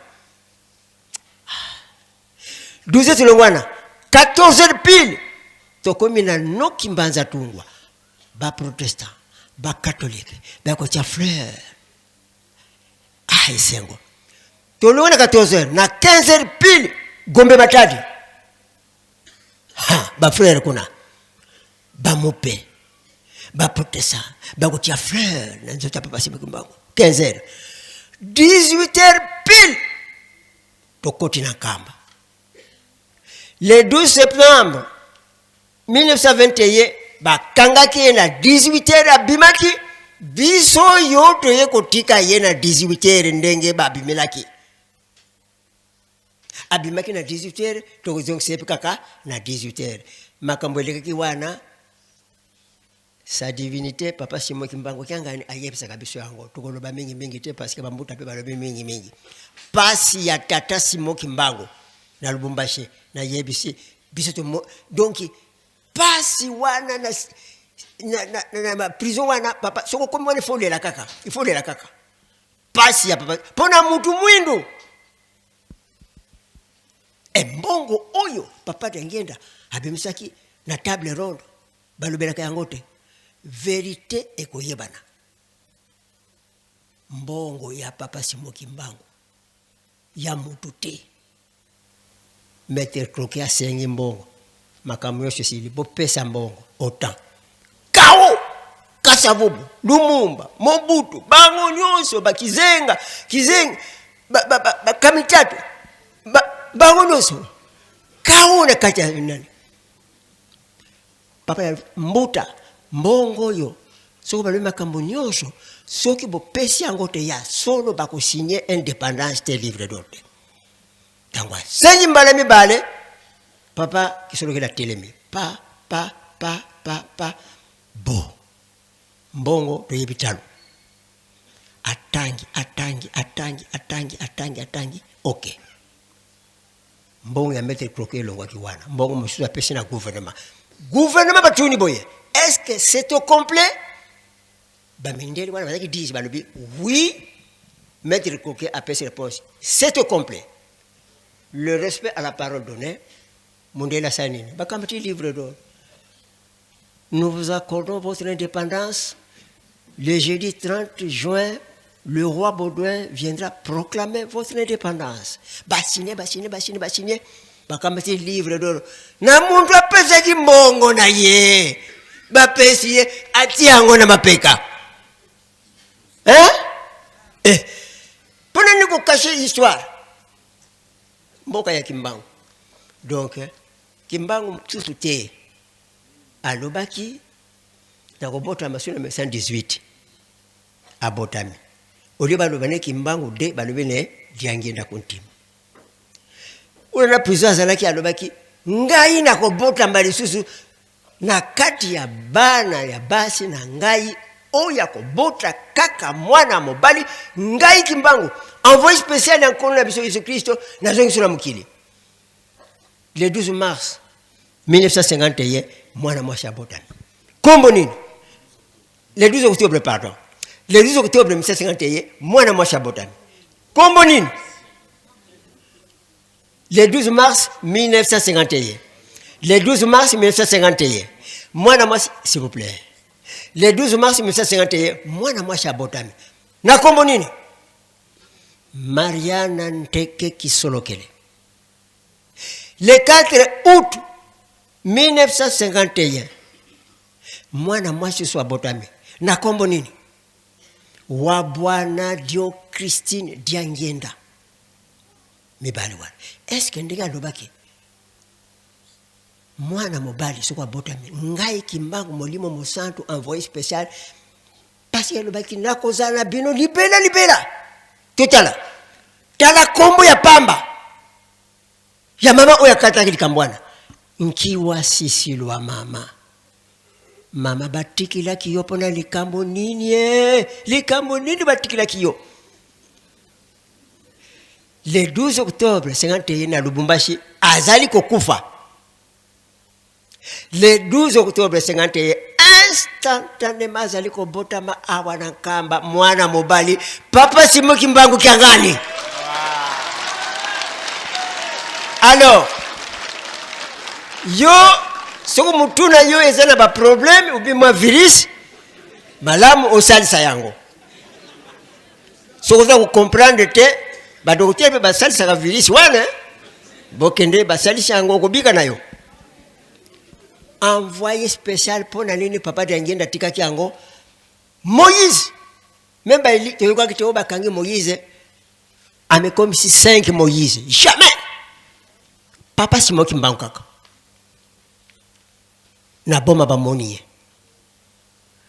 na hotel parasi bamonie na bwende na ikafra bakangi bango batie kuna bakimbangi mutano vanda lekili bango bagano fungula yemoko kaka mebotika na bino babindele bino yango likamunini muntu aza ubozo kumana te mais ezalaki makambo tata nzambe yango wana envoyé spécial abotaka mina kombo ya papa Simon Kimbangu kyangani te abota makina kombo ya papa Simon Kimbangu point authenticité tango ye babakisi kombo wana papa Simon Kimbangu kyangani donc kombo wana na mukili mbimba ye mutazana kombo wana kombo na ye papa Simon kyangani papa Kimbangu tika kubala yango olongo no kombo moko na kati te me kombo na ye yangwana biso nyoso na simana ye tata bilaka biso ba musicien papa ye biso banda kala depuis 1976 ke makambo na bino nyoso ezana papa Simon ngwana papa Siroso makambo nyoso ya lingomba ezana maboko na ye to ye bango kala biso kala lelo kokani tata Simon Kimbangu kyangani envoyé spécial ye wana spécial olongoli yango te ezali na ye azana ba conseiller direct spécial na silisi na ngai na kombo ya tata mwana tata Molimo Santo. Merci batata na biso bokeno kovanda tolandi pasi ya nkolo Yesu tolandi pasi ya tata Simon Kimbangu loposo mwindu yango tolobaka ke tozali bana mapamboli bongo bie bongo te boumbu na biso si esila ya likolo eza ya banani ya sepe eza ya banani kasi likambo bapesi biso tosimba ngo malamu lelo so tolandi totuni makambo wana tozaki na bapapa ntango bamoni ke ntango ekoki likambo oyo esalamaka mpona bana jeteki bautaka nkamba basali accident bakufi bapapa batikalaki awa 5 mois 5 mois wana bapapa babundaki etumba wana babundaki elakisi ke epa tozokende ekoza na bato bakoningisa lingomba bakobebisa lingomba ekufa kaka yango wana tolakisi nyonso oyo bapapa bazokende balobi bino bato botikala kaka kotonga Yerusalemi pasi na bino nde ekosila me na kati na lingomba bitumba ezali bi ezali te bitumba ezali nzambe amonaka oyo koyela biso yango wana tosengi bato ya presse maloba ya papa Mfuma Longo na plan oyo esalama ya mabe ekomona kati na lingomba biso na biso toza kobundisa lingomba ekufa yango wana tolanda oyo tobimisi ezali pamba te papa Mbenza mpe akoloba na ye toujours na 5 mois témoin bongo bie bongo te ye nde akopesa lumière oyo nyonso Satan akangaki po ete lingomba ekufa bato yango mpe bazobundisa lingomba baza na kati ya lingomba bazali mpe bazali te ale tolanda papa Mfuma Longo okombi ya tata mwana Pierre Musantu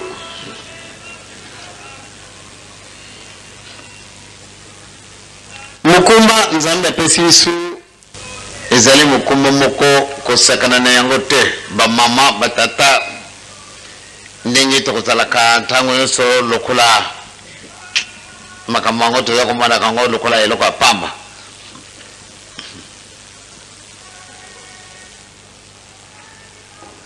Ntango tozalaki na Nkamba tozalaki kosuivre mwa makambo ebele maza kolekaka na poto mpo na ntina mosusu te bango ebangisi bango nde likambo ezali kosalama awa na kati na Afrique pamba te bango nyonso tu ezala bavoyant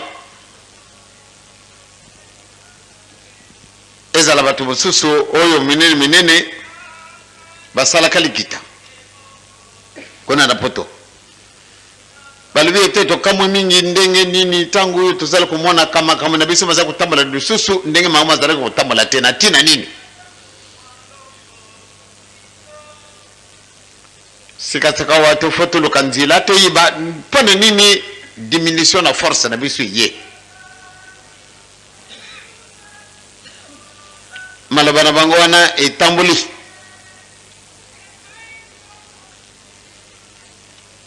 ya solo esali pasi na bato tomoni nde eloko ebimi kuna na kati na Afrique nzembo ya bajeteki na oki nzembo ya badirigant ya solo tozali riche mais tokomiyibaka te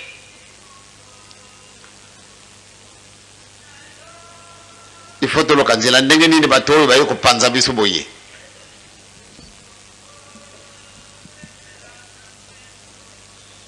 tatanki mutango akomi awa mokolo oyo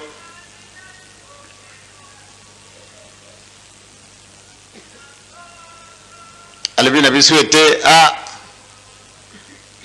mokonzi ya bato minene wana alandi bango ti na Braza bakomi awa na Congo basali mpe likita na bango me baza koloba makambo nini eloko nini mpenza bango bomoni ya mpasi biso tolobi na bato te kasi maloba maza kobima kaka moke oyo yango wana nde ezokisa bango puta esali bango mpasi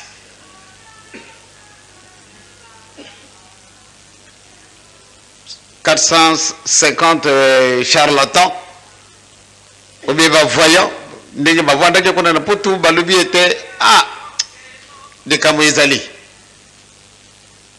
tomoni ndenge basekusu toyeye na yango ntango oyo mosala biso eza kotambola lisusu te toloka nano likambo oyo baye kodécouvrir kuna na Afrique likambo ebimi ekasi biso moko moyen te yango na kopesa quelques minutes na tata Osumbe alungu na Braza po atepesa biso nano sango ya bato wana soko bolingi Papa Osumbe yaka Papa Osumbe azali wapi yaka nano kopesa biso sango ndenge yango ezali koleka na bato wana bango balobi nini likambo nini etungisi bango oyo esali mama Augustine ou bien oyo esali mama Mkenda ou bien esali mama Kapinga oyo esali mutakwamadi ou bien mpekepeke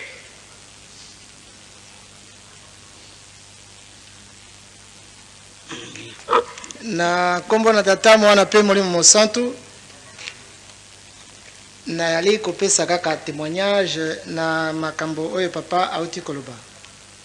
C'est vrai banda lokola papa alongwaki na biso na Nkamba awa topesaki message na kanisi le 28 mai et boyokaki contenance ya message oyo enseignement nini papa vandaki nango na Nkamba pona kosala 5 mois et tokendeki na Brazzaville aussi topesaki ndenge moko lokola topesaki awa.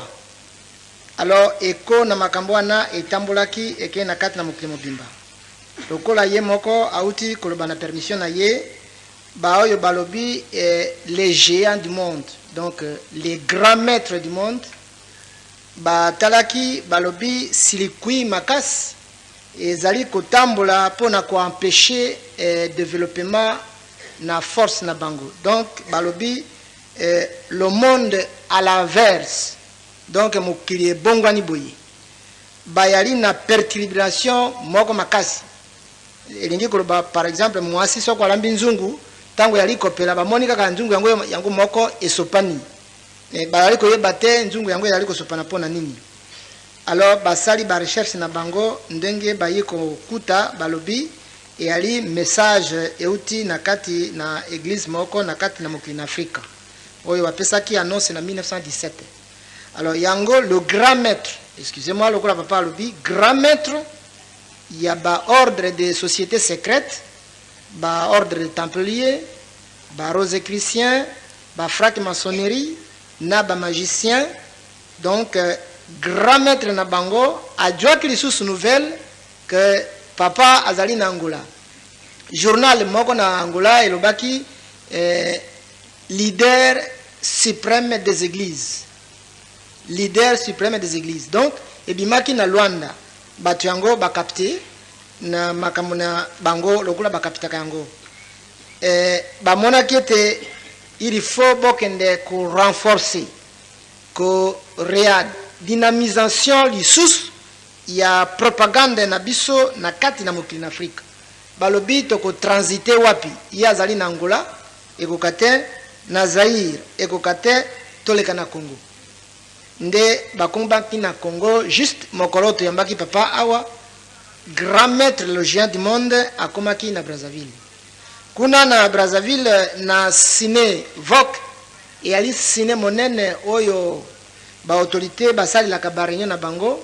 Donc asalaki rassemblement na batu na bango à peu près 7000 personnes. Donc 7000 personnes bakotaki na kat na ciné Vogue pour na kodjwa les nouvelles instructions ba directif. Première barobi réadynamisation de l'épanouissement de la rose croix en Afrique. Deuxième point balobi les nouvelles méthodes et principes de l'enseignement. Troisième balobi solidarité aux membres de l'ordre. Donc na kat neango ba pesi ba enseignement ba directif pour na combattre oyo message bayokaki na église kimbangiste. Église kimbangiste a pesaki message nini? Église kimbangiste alobi a dénoncé ou a dévoilé le secret de la déviation ou la falsification de la religion. Donc Église kimbangiste a proclamé libération et l'égalité de toutes les races ou les dernières tribus du monde. Donc, Église Kimbangis a sali rappel aux 10 commandements Alliance de Sinaï. Alors, ork makamboana nde bango bayalaki ko bomba pona ko bomba mokili pour que mokili etambulate batu batikala bombu na kati na maboko na bango. Alors maintenant, Église Kimbangiste aye ko dénoncer. Alobi likambo yango polele etamboli. Njoka ndia wabiso trobaki na radio te, trobaki na journal te, mais bango basi akapite yango, bapanji yango, ba sensibiliser batu. Donc, batu bali sensibilité à peu près 7000 a na kat na biso na Brazzaville na République populaire du Congo. Basalaki réunion yango une semaine. Alors, bakopesa bato ba possibilité. C'est-à-dire possibilité nini ezali mbongo par exemple. Bakopesa bato na bango mbongo mingi pona ko étouffer la bonne marche ya message ya kimbangisme pour que bango toujours ba dominer pour te bato batikala ba esclave na bango. Bako sensibiliser basali na bango, bakopesa bango mbongo, bakoleka de toutes les manières. Na église kimbangiste aussi bakokote. Bakokote na église kimbangiste na manière mususu. Likambo yango, excusez ngai papa alobaka yango tango toyaki na soirée kuna ke ndenge alobi ke basili kobongisa makambo pona kokota na église kimbangisi na 3 positions. Ba mosusu bako se convertir, bako zala lokola ba pasteur. Tango yali pasteur akokende na nkamba, akoyawa, akokoma epai ya papa, aye ba force kimbangisi yali ndenge nini. Tango yaza kokota wana aliko transmettre ba information yango epai na bango kuna ke voilà force kimbangisi utaka boye esale makaboye. Deuxième position bakozala na mbongo, bakoleka na bakati na bato na biso ba homme d'affaires, ba oyo ba dui ba défaillance na bakati na ba déclarer faillite na ba société na bango, bakoya kopesa mbongo ou kopesa bango ba crédit pour que akota aye baba mouvement na dirigeant na jeteki ndenge nini bato wana bapesaka. Donc ya ali kopesa nzoka nde ali mandaté na grand l'ordre de Rose Croix ou Frac Maçonnerie. Groupe mosusu bakokota na ba mouvement. Bakokota na ba mouvement na ba mama na ba nini bakokota kuna uniquement pour na koya koyeba force ya kimbangiste ezali ndenge nini pour na ko détruire yango parce que monde eyali susu ko bouger te eyali stationné etelemi. Alors batwana bali ko bouger susu te. Donc ba tenir réunion yango na Brazzaville ba clôturer yango lobby.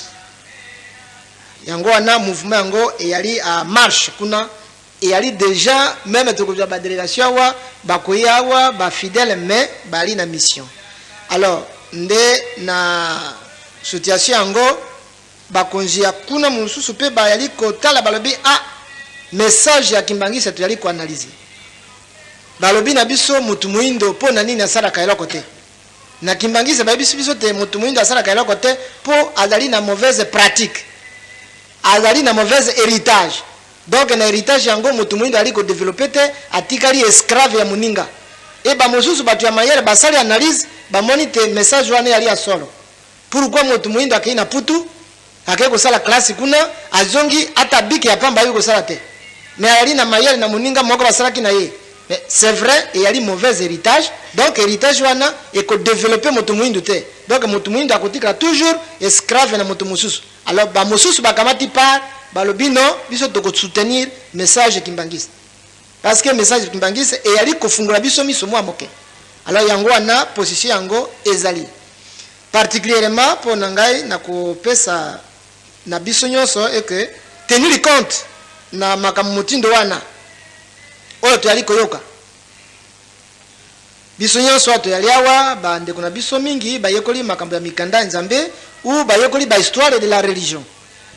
Tomoni histoire lokora islam oyo ba musulman mais Mahomet ba to bayekoli théologie bayali ato bakoyoka ngai Mahomet azali kaka mutu alobaki seulement alobaki maloba ye moko Mahomet alobi ngai na oki nzambe alobi na ngai alobi koma boye akamati secrétaire na ye babengi ya Abubakar ye moto azaka koma maloba Mahomet azaka koloba sima Mahomet abimesi mokanda buku oyo babengi Coran. Mahomet tango abimesi buku wana alobi maloba oyo ngai nalobi moto akoki kotia yango tembete pamba te maloba oyo euti na likolo epai na nzambe oyo ngai nazala koloba na bino eyali kopi moto akoki kolongola ata litoni moko na kati na message na uti koloba awa ezali te. Bato ya mayele bakoti na islame bango nde ba défendre doctrine wana bango balobi ya solo makambo oyo Mahomet alobi eyali ya solo yango wana islame eyali une grande religion na mokili mobimba moto akoki ko détruire te soko tuni bango balobi kende na likolo kuna kende kotuna moto oyo apesaki message biso toyali na copie ya lettre bako corriger te bako corriger original biso toyali wana copie ndenge lini oyo ya ko corriger yango kende na likolo moto nani akokenda na likolo islame ayali religion moko to koyeba ata na histoire ya église oto yali lelo ba église chrétienne soko tomoni biso nyonso awa oyo totangi mokana ya nzambe tradition ya église catholique romaine apostolique église catholique apostolique romaine ezali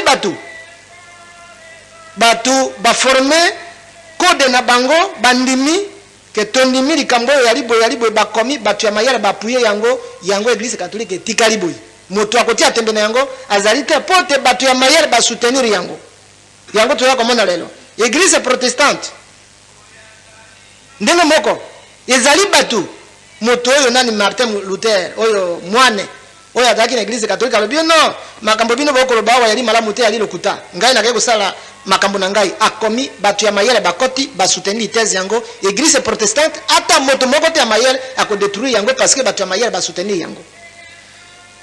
Tomoni na religion mosusu lokola hindouisme epai na bayande eyali ndenge moko balobi batu ya mayele ba soutenir ekei namoni likambo nini te biso tokoki ko soutenir te biso bakimbangiste eke toyali na nzambe na kati na biso ali kopesa biso message e biso toyali koyeba ngo mokili mombimba bato ya mayele makasi bavaillant basavant bango moko balobi ke non force na biso yali détruit yali complètement anéantir donc force yango yali na kimbangisme ba proclamer il faut ba mandater bato pona ko détruire yango bon biso moko ba kimbangiste eloko nini tokoki kosala soko toyali ya contradiction lokola grand père alobiawa apesi biso histoire ya bango nde basoutenaki église kimbangiste bazalaki na bato ya mayele te ndenge alobiawa me bayalaki bato kaka bango moko na moko me sikoyo bango basali makasi ekomi église au niveau ya mokili mobimba maintenant tokomi na baintellectuel na bato ya mayele. Bonjour la famille, bienvenue sur Masolo Kimbang TV. Suivez-nous sur YouTube et tapez Masolo Kimbang TV.